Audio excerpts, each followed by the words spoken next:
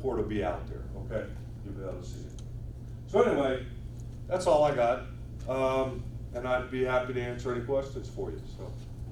But you can see that the whole spectrum of everything that the airport does, whether I'm building something, whether I'm selling you burritos or burgers or whatever the case may be, every one of those things, whether you're checking a bag, whether you're parking in a parking lot, every one of those things has a customer experience, a customer engagement involved in it. Okay?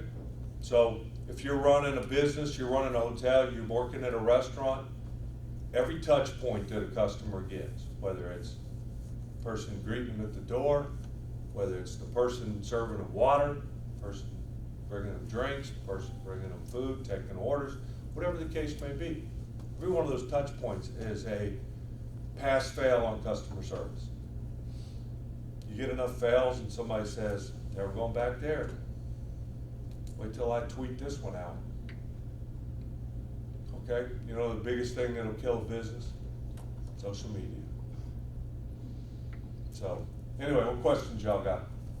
Scott, can I get you a chair? Huh? Are you all right? Would you like a You don't chair? want to sit on your desk? No, I don't care. I just want to make you Okay. comfortable. I don't want to be behind these, because these two are getting A's because they sat in front. They're staring at me. They're engaged. By the way, I don't have any say in your grade, so. Let me go back there and then I'll come up to you. Go ahead, Scott, sir. concerning your stress points, you talked about these new markets you're trying to reach. Yeah.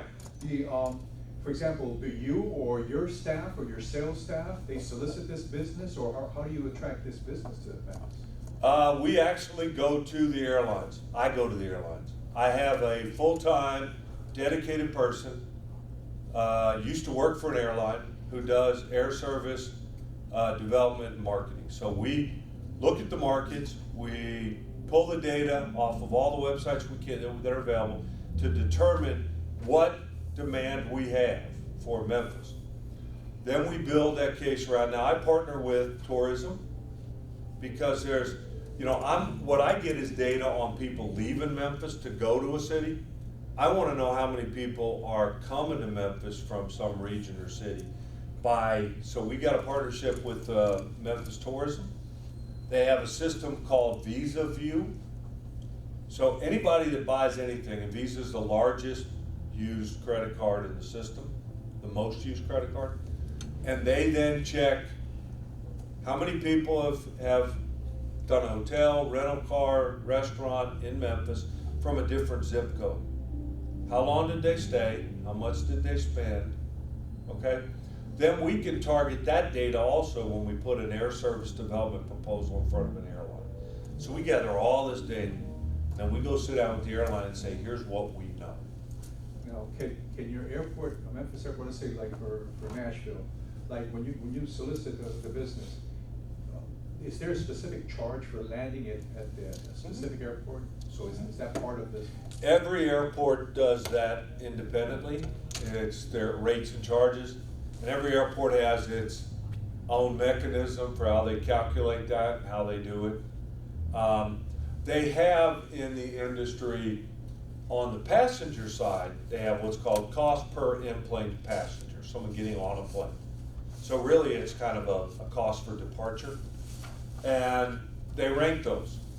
We rank about the middle of our size airport. They also rank airfares, okay, by markets. We used to be, when we were a hub, we were in the top 3, top 5 every year. We were a lot of years we were number 1, let me tell you. It's great being number 1 except for that list. You don't want to be number 1 on that list because that means that less people in your community are going to fly because it's expensive. So you want to get as far away from 1 as you can. We got down as low as 34. We're in the low 20s now, 28, somewhere near 27. The more flights activity we get with lower cost carriers. Y'all didn't hear this here, but the one thing that kills us is the hub carrier still, was Delta, and flights to Atlanta and flights to destinations nobody else flies. When you gotta pay $600 to $800 to fly to Atlanta, origin, for destination, for a 42-minute flight, that'll kill your averages. But, yeah. Did I answer your question? Yes, sir, thank you. Yeah, so we do a thing, we go to a couple meetings a year. One is, it's speed dating. So they have a bunch of airlines at tables all over the room. And you know what time you got Delta, what time you got American, and what table they're at. What time you got Alaska, what time you got United, whatever. And you go and you get 25 minutes with that airline at their table.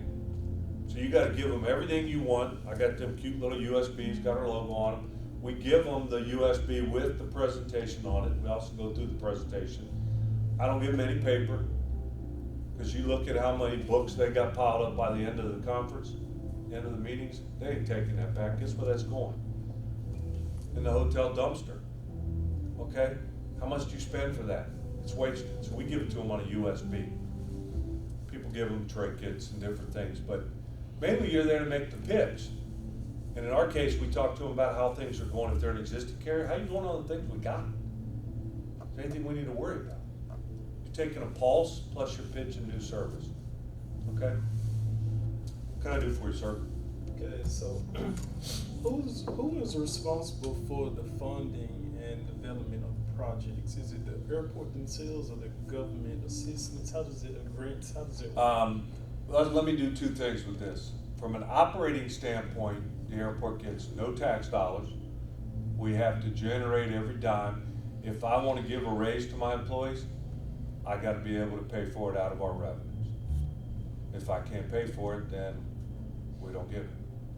So we get no tax revenues to operate. We got to generate everything ourselves. So we got to be entrepreneurial, forward thinking.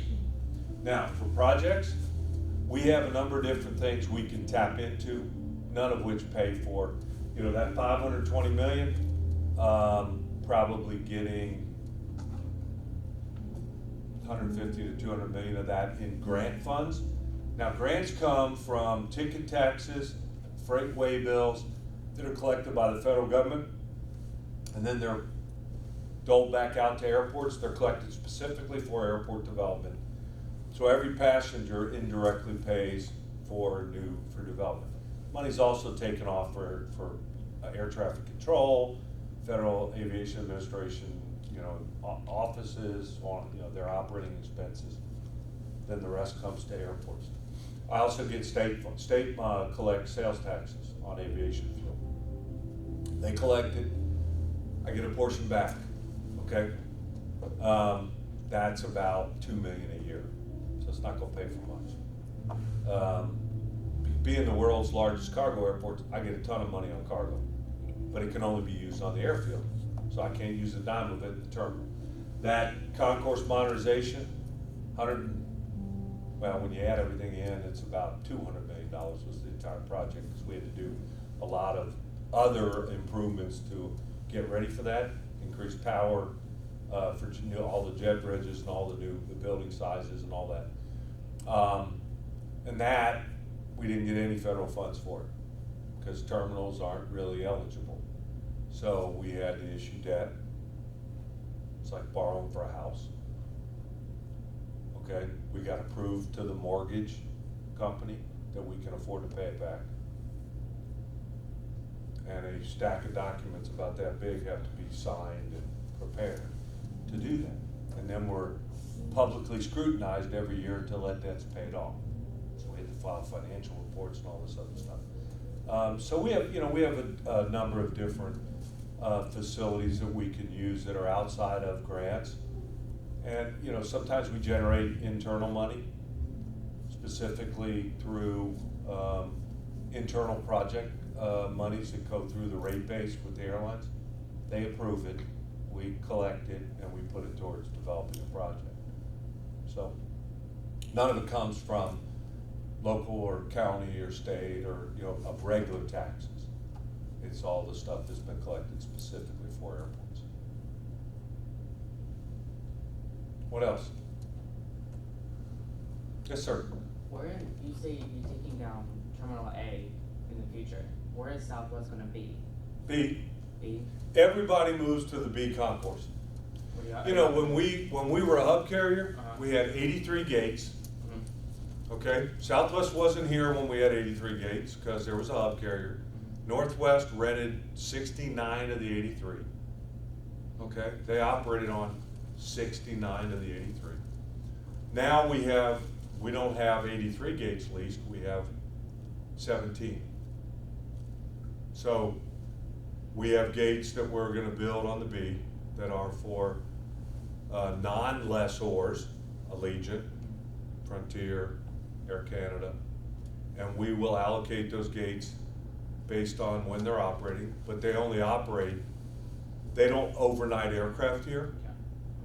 So they just gotta have a place to come in at a point in time during the day, unload their passengers, load the people back on, go back to Toronto or go to wherever. So everybody will be on B. Everybody will get their bags in B baggage claim. We spent $28 million redoing every one of those belts. That's part of one of those associated projects that's in that 200 million. Replaced every one of those, brand spanking new. Oh, wow. Okay, new tunnels coming in under the floors, the whole thing. So, we're getting ready to have everybody swarm the B. So, yeah. That answer your question? What else? You got something? I'm sorry. Oh, are you adding like more food options out there? Because like, I'm flying to Phoenix every break, and there's not enough in Southwest. And I found out there's Moe's in Delta, and I think that's kind of, are y'all putting new, I'm saying like, is it? So what airline are you flying out there? You flying the American nonstop? I'm doing Southwest. You're doing Southwest, okay. Yes.